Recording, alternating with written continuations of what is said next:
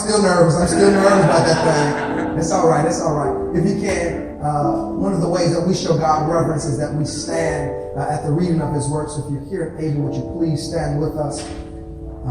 And I'll be reading verses 1 through 5 for today's message. And it reads, when the Lamb broke the seventh seal on the scroll, there was silence throughout heaven for about half an hour. I saw the 7 angels who stand before God, and they were given 7 trumpets. Then another angel with a gold incense burner came and stood at the altar. And a great amount of incense was given to him to mix with the prayers of God's people as an offering on the gold altar before the throne. The smoke of the incense, mixed with the prayers of God's holy people, ascended up to God from the altar where the angel had poured them out. Then the angel filled the incense burner with fire from the altar and threw it down upon earth.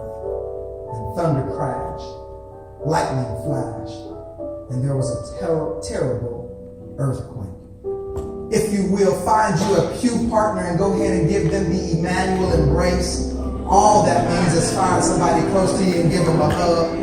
It's one of the ways that we like to show love at our church. Another way we get a chance to welcome you. All right, my brother. Hallelujah. Marcel. And as you're taking your seats, please help me introduce the topic of today's message. Everyone say, when heaven is silent. Say it one more time. Say, when heaven is silent. Amen.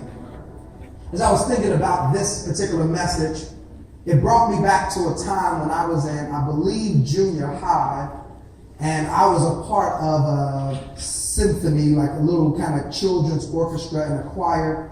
And one of the school trips was to take us down to see the Chicago Symphony Orchestra. This is huge. Some of the best musicians in all of Chicago would play in this orchestra, masterful. I mean, and we get there, and in fact, this is kind of like during school hours, so it's a special presentation for all these different schools that encourage kids in the arts. And we get there to see all of these different musicians. I mean, the schools from everywhere. We're seated there. And as things begin to start, one of the things that the musicians would do is they would slowly but surely begin to play their instruments. You would slowly start to hear the flute kind of coming in and the clarinets all going for their stuff. And then the violins and the violas, you would hear the bassoons and the oboes, the trumpets and the trombones, even the timpanis and the percussionists. All of these people would begin to play until soon they were all on one note, playing it to bring the orchestra together. The timpani is rolling, the bass drum is playing, the snare drum is playing, and then all of a sudden the conductor steps on, and as everybody is building, he lifts up his arms and everybody goes silent.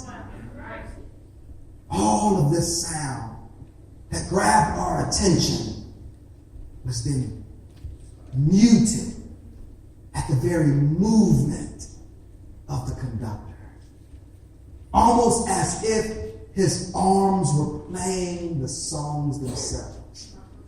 Now, we were new to the orchestra, not completely familiar with all of the status quo and the proper things to do. So as we saw the silence, we were taken aback.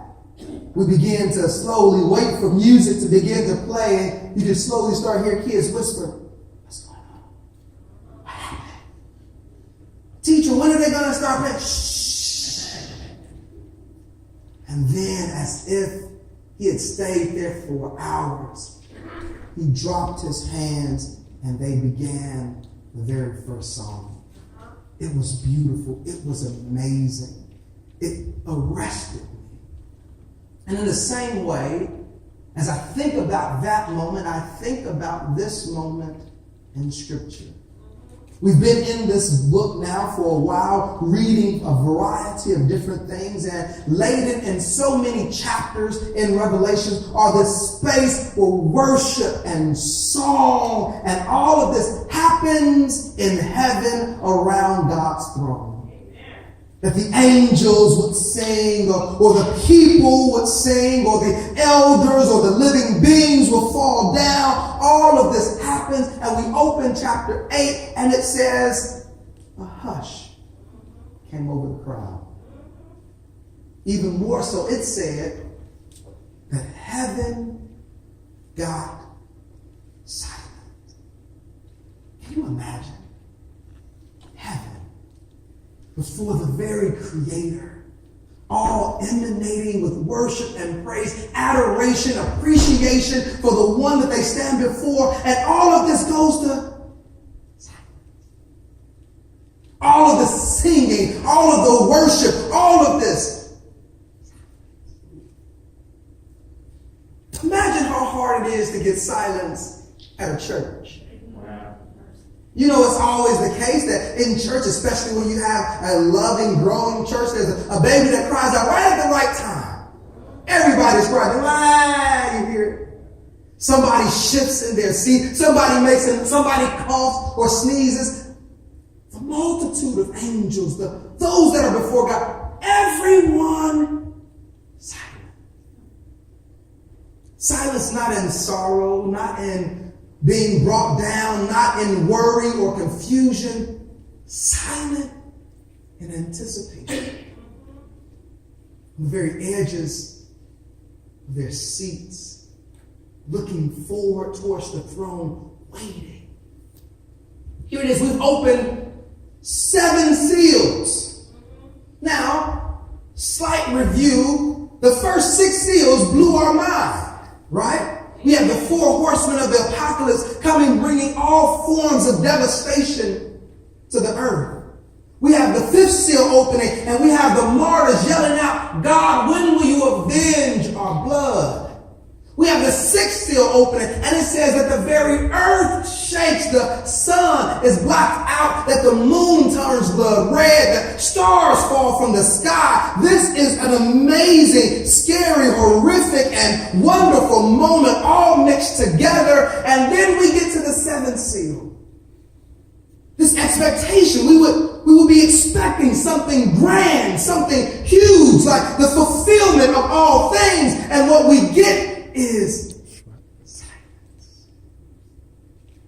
Silence before God. Nothing is spoken. Nothing is said. And John says in his wonderful way of storytelling as he's writing down his experience, it felt like it was 30 minutes or so. Now I guarantee John probably wasn't up there stop watching it to figure out how long it was. Doubt if he had a clock to figure out what the timing was. But this meant that it went on for a long time.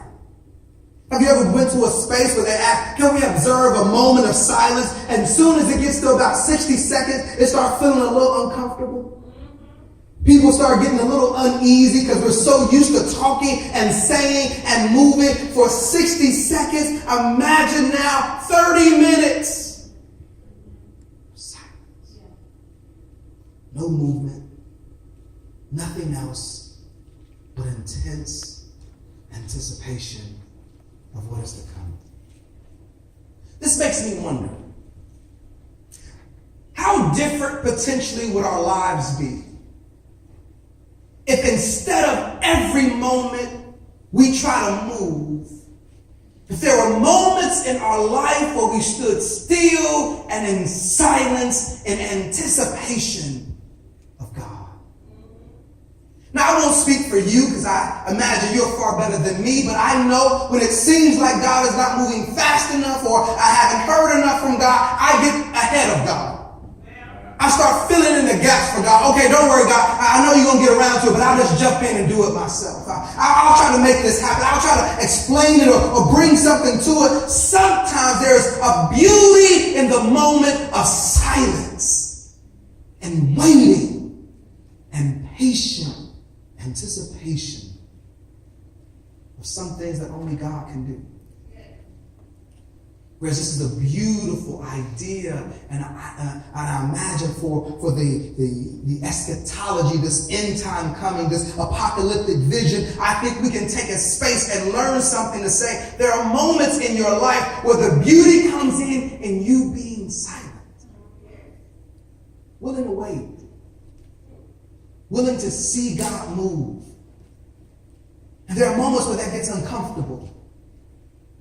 Moments where it doesn't feel right. Moments where it feels like I need to be doing, I need to be moving. And sometimes all you got to do is just wait. It says all of heaven is waiting for God to move. Seal is broken.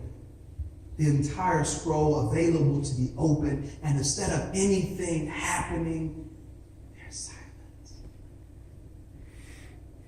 Now watch this.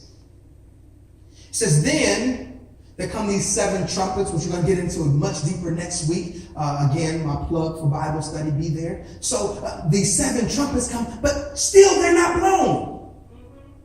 We still sit in silence. And then something happens.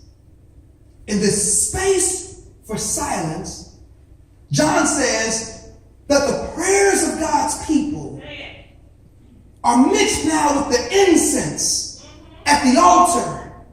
And they fill the space and rise up to the one that's sitting on the throne. Now, this is some beautiful imagery. Can you imagine what this is like in a space of utter silence? The next thing you hear is not doom or worry. It is not any of this. It is the prayers of God's people. Almost personified as if you can see them. What would it look like if our prayers took on form and you saw them rising to God? If you will, I want you to do something for me. To kind of create the space, I want us to see it maybe a little bit more.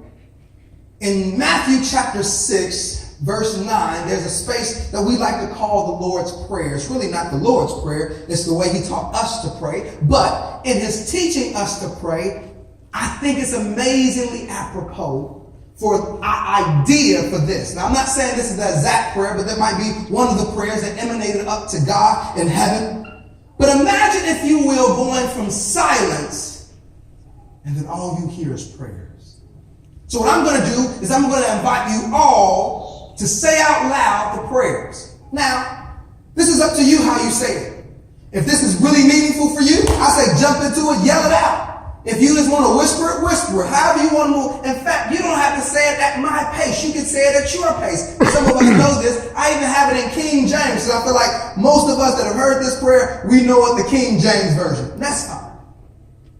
But first we're going to hear silence. And the next thing I want us to do is hear the prayers of God's people. So watch this. Silence.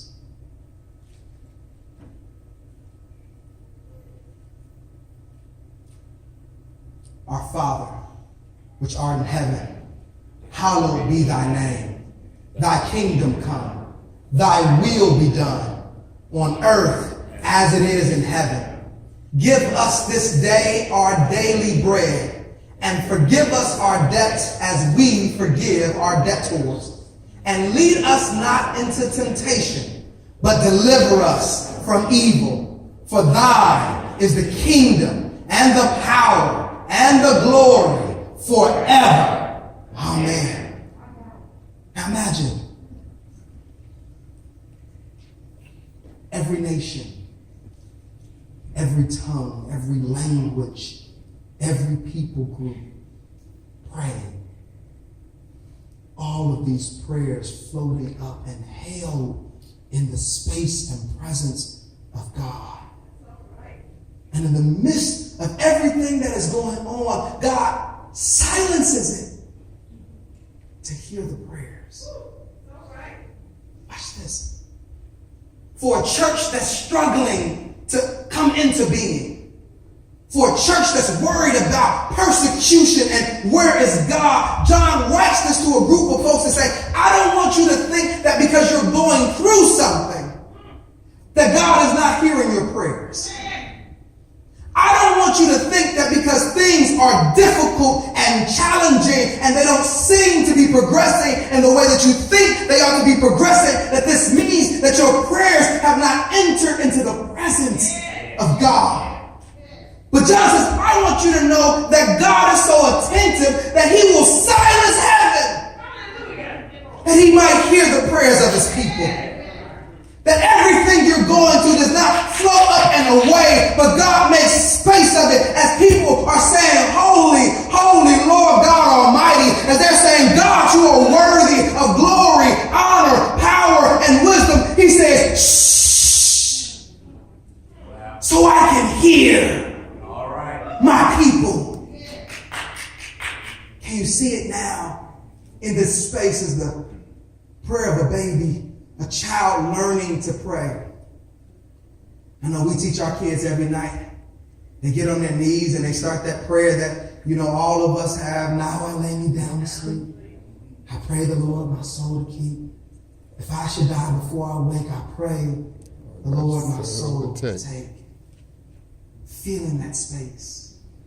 Imagine the rhythmic, soulful prayer of a traditional deacon. I remember those, and I wish I could pray like they pray, but Father, they would pray. It's like they would sing and pray. I wish I could do it. Imagine it filling that space. Or I remember hearing my grandmother, and although she didn't have the best vocabulary or grammar, it was something about the depth of the faith of her prayer. Imagine it filling the space. The prayers of a mother over a child or a father over his children and family, filling the space. And God said, shh, I want to hear them. And in heaven, God has created space for the prayers of his people. Do you know that God cares? He wants to hear from you. He wants to hear, and not only hear, but then he silences everything else that he might even be attentive to. That there is nothing else vying for attention, that God now full gaze and focus. It's about the prayers.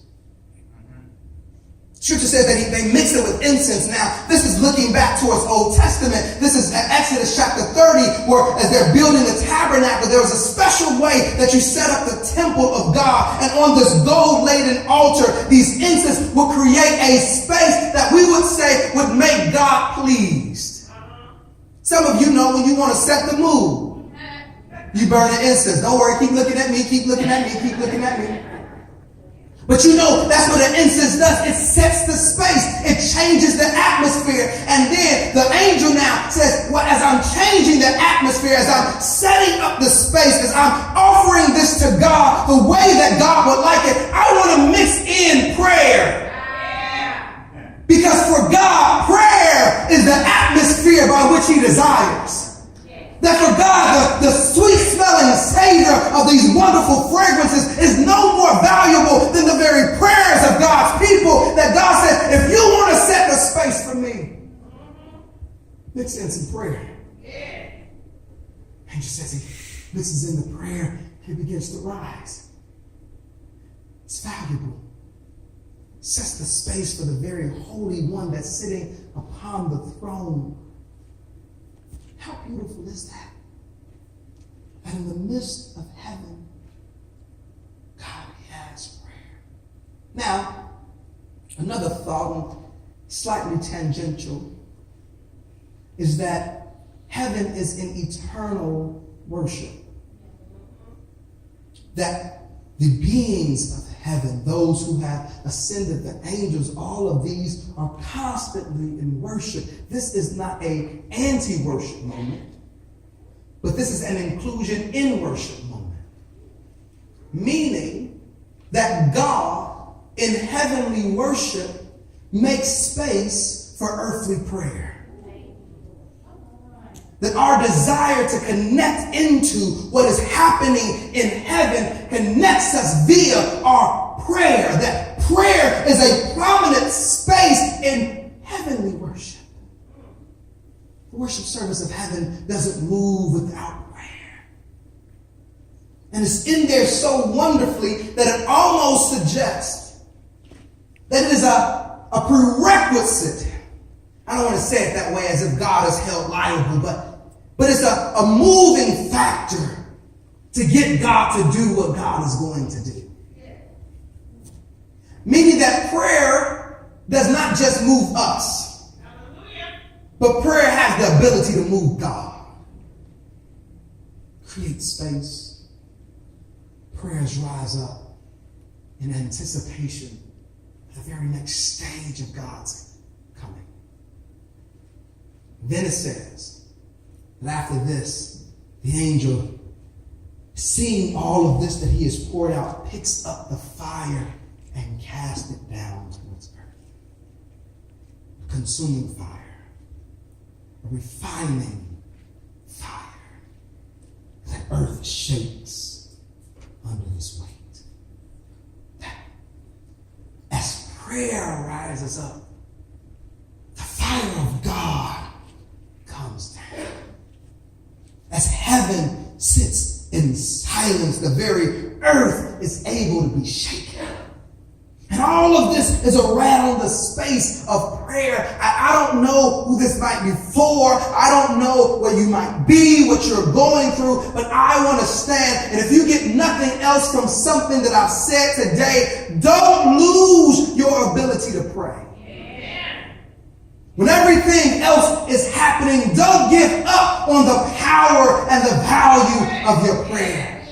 Don't ever let the enemy lie to you to tell you that God isn't hearing you. He does not care about what you say, because we see even in God's judgment, as he is exacting exactly what needs to happen, that he pauses to hear his people praying.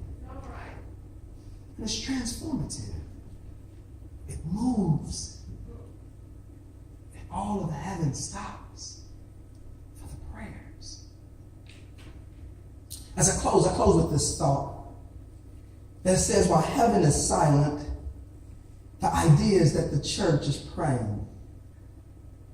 The church is praying because what looks glorious in heaven seems terrible on earth. It's sad when you have to think of it that way, that our differences have made it so spacious that for heaven to really come down, as we prayed in the Lord's Prayer, that earth would have to shake. It would almost feel terrible to us. But in this space, as the church is praying, crying out for God, desiring his judgment, his justice to come in, desiring for God's final tally to be put in place, all of this happens, and all of it happens as prayer is going up, as heaven is in the middle of worship, the earth is cowering under the terror of God's judgment. And the two are one and the same. That the majesty and the beauty of God's return from heaven's perspective seems crippling from earth's perspective. But we don't stop there. Because we're reminded in the same way that we see this fire coming down, almost communicating like the dove that descended, or the Holy Spirit's consuming fire, that God's presence is there. That even in the midst of all terror, God's presence is still there. And if God's presence is still there, things are still okay. I often think about the 23rd Psalm, and as much as I want to act like God will always sidestep me from difficulty, there's space in Scripture where it says, I'm not going to always move you away from difficulty. Sometimes I'm going to lead you right down the heart and the middle of it. Yea, though I walk through the valley of the very shadows of death. You didn't say you would move me away from it. You didn't say that you would provide me a detour.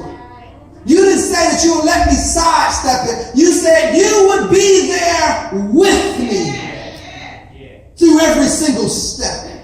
And in fact, it gets so good that you say, not only will I allow the shadows to be around you, but then I will begin to prepare a table before you in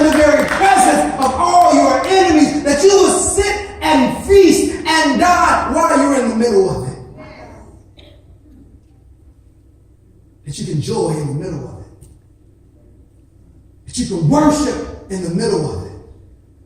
That you can praise yourself in the middle of it. That you don't have to stop praying in the middle of it. God says, I'm there with you. I got it. But you got to go through it.